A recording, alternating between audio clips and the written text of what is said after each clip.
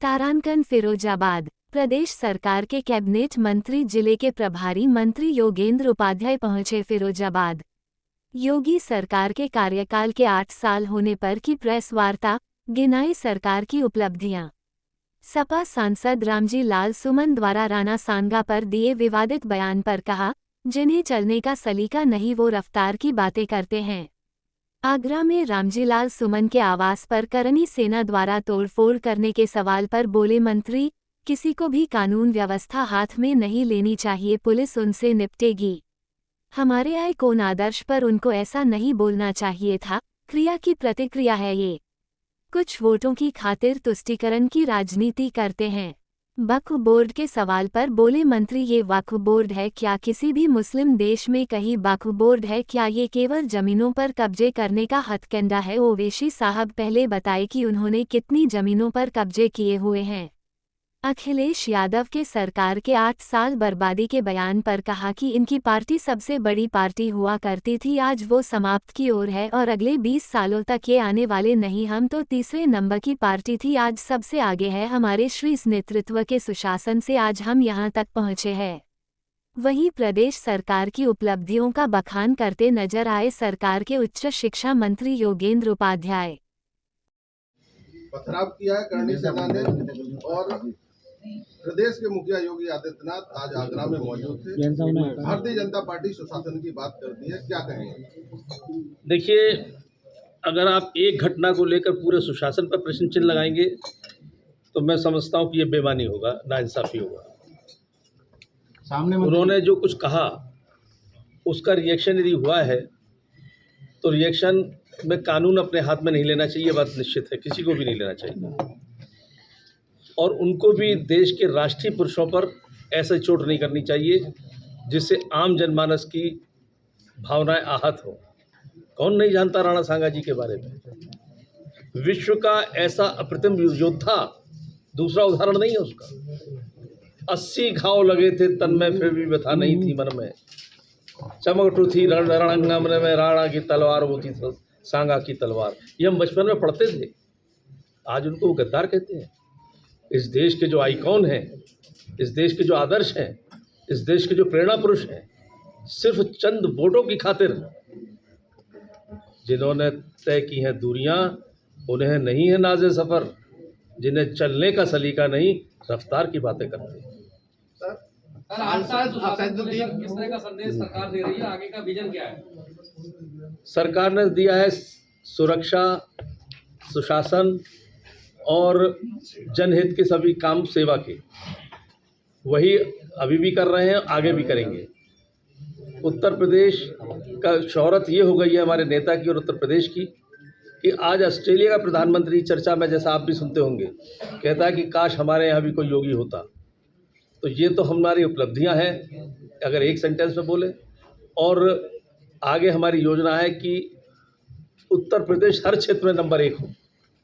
सौगात मोदी को राष्ट्रीय मंत्री जी आपने सपा के राष्ट्रीय अध्यक्ष कह रहे हैं कि दिखावा है। सौगातें मोदी जो दी जा रही है उसको राष्ट्रीय अध्यक्ष कह रहे हैं दिखावा है सपा के। उन्होंने अभी तक दिखावे किए, इसलिए हमारे असलियत को, अगर ये भी दिखावा आप लोगों को लगता है, आप तो समाज के बीच में से हैं। कानून व्यवस्था में पहले क्या था? अपहरण एक उद्योग था। इसी फिरोजाबाद में लोगों की FIR नहीं लिखी जाती थी जब जिलाध्यक्ष सपा नहीं कह देता था। आज हर FIR लिखी जाती है। मंत्री जी, आपने अभी जिक्र किया निजी विश्वविद्यालयों का। निजी विश्वविद्यालय फिरोजाबाद में 3 हैं।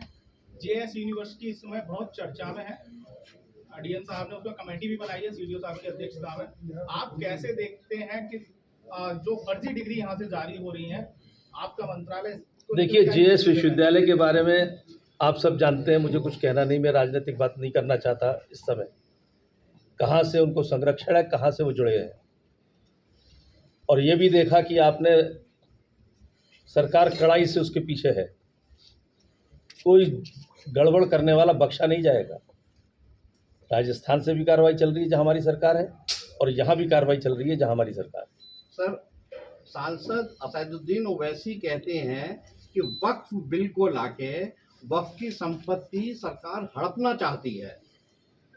अगर वक्फ के बारे में आपने पढ़ा हो, ये वक्फ कहाँ पर है? क्या मुझे किसी और मुस्लिम कंट्री में बता दिए वक्फ है क्या?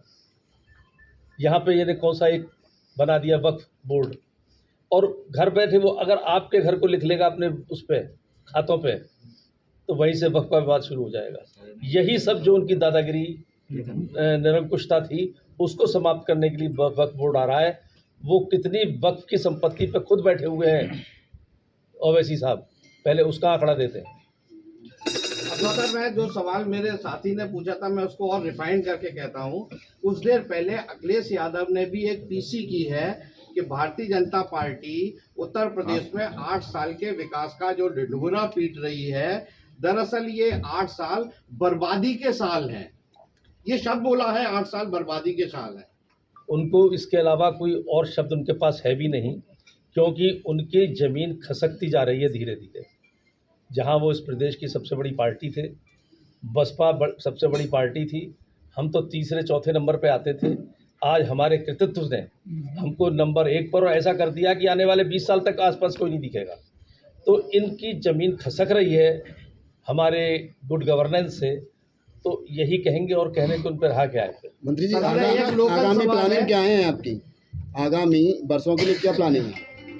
मैंने बताया ना कि उत्तर प्रदेश को अब कहीं कहीं नंबर 2 पे, कहीं कहीं नंबर पे, हर क्षेत्र में नंबर 1 बनाना। औरंगजेब पे बहुत बवाल कटा हुआ है, उस पर आप क्या कहेंगे? औरंगजेब की मजार को लेकर बहुत बवाल कटा हुआ है, उस पर आप क्या कहेंगे? देखिए, औरंगजेब इस देश का आदर्श नहीं है। जिसने अपनी लड़की को 30 साल कैद में रखा हो, जिसने अपने बाप को कैद में रखा हो, जिसने अपने बड़े भाई का सर काट के तश्ती में ढक कर बाप के सामने पेश किया हो, और एक लंबी उसकी कहानियाँ है क्रूरता की, उसको जो महिमा मंडित करते हैं, मैं तो उन पर प्रश्न चिन्ह लगाता हूँ।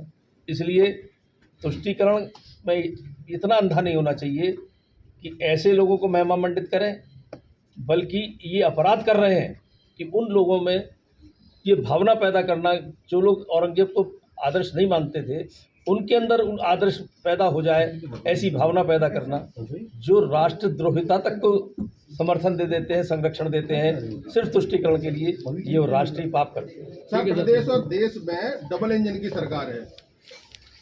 देश की और प्रदेश की कम से कम 2 से 2.5 हजार योजनाएं जनता के लाभ के लिए चलाई जा रही हैं।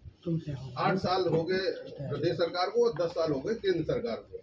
जब इतनी योजनाएं चलाई जा रही हैं, फिर 3 दिवसीय ये कार्यक्रम करने की भारतीय जनता पार्टी को क्या जरूरत पड़ गई, क्या कहेंगे आप? देखिए, जनता को बताना भी, और बताने से जब प्रचार होता है तो जिन लोगों को ज्ञान नहीं है वो भी जानकारी आती है उनको, और वो फिर इस योजनाओं से जुड़ना चाहते हैं। मैं अभी कुछ दिनों पहले युवा में बैठा था, मैंने उनसे पूछा, तुम्हें मालूम है एक योजना आई है MSME की, 5 लाख का बिना ब्याज के ऋण, और आप कोई रोजगार कर सकते हैं, और उसमें सब चीज़ें हैं जो